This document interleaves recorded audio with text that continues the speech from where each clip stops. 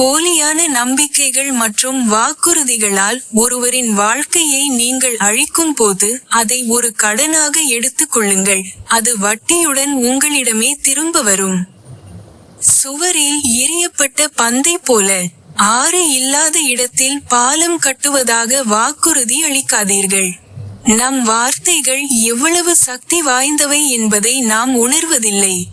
ஒரே ஒரு வாக்கியம் ஒருவரின் நாளை இனிமையாக்கலாம், அதே சமயம் ஒரே ஒரு வாக்கியம் அதை முற்றிலுமாக நாசமாக்கவும் கூடும். எப்போதும் கருணையை தேர்ந்தெடுங்கள். ஏதாவது சொல்வதற்கு முன் யோசியுங்கள். ஏனெனில் நீங்கள் சொல்லிவிட்டு மறந்துவிடுவீர்கள், ஆனால் அவர் அப்படி செய்ய மாட்டார், உங்கள் விளைவுகளுக்காக காத்திருப்பார். பொறுமை தவறாக பயன்படுத்தப்படும்போது மரியாதை மங்கிவிடும். அமைதியாக இருங்கள், ஆனால் எப்போது இடைவெளியை குறைக்க வேண்டும் என்பதை கற்றுக்கொள்ளுங்கள். எல்லா போர்களும் வார்த்தைகளால் நடத்தப்படுவதில்லை. சில போர்கள் கலங்காமல் இருக்கும் ஞானத்தால் வெல்லப்படுகின்றன. ஒருவேளை மிகப்பெரிய வெற்றி என்பது மற்றவர்கள் தவறு என்று நிரூபிப்பது அல்ல, மாறாக அந்த செயல்பாட்டில் உங்களை நீங்களே இழக்க மறுப்பதுதான்.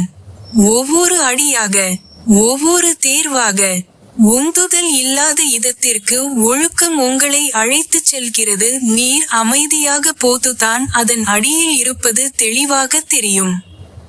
அதுபோல மனம் அமைதியடையும் போதுதான் வாழ்க்கையின் சரியான பதில்களும் தெளிவான வழிகளும் வெளிப்படும். இன்று எந்த முடிவையும் எடுப்பதற்கு முன் உங்கள் மனதிற்கு சிறிது அமைதியை கொடுங்கள்.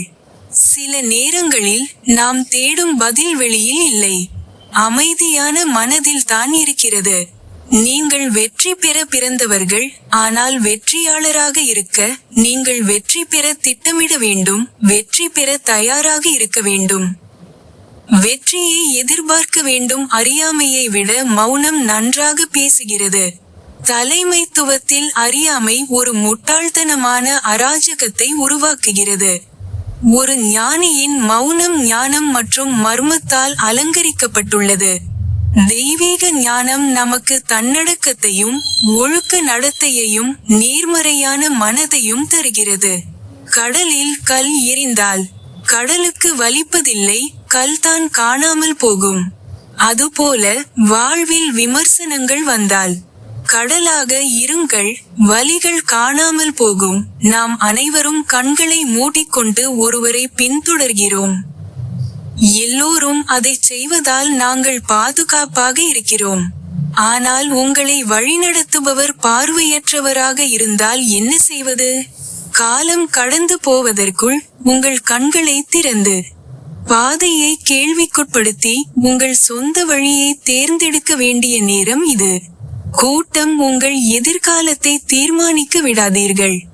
நீங்கள் ஒப்புக்கொள்கிறீர்களா? மனதில் நிலைத்திருக்கும் பாடங்கள் விளக்கம். எல்லோரும் என்றென்றும் தங்குவதற்காக படைக்கப்படவில்லை.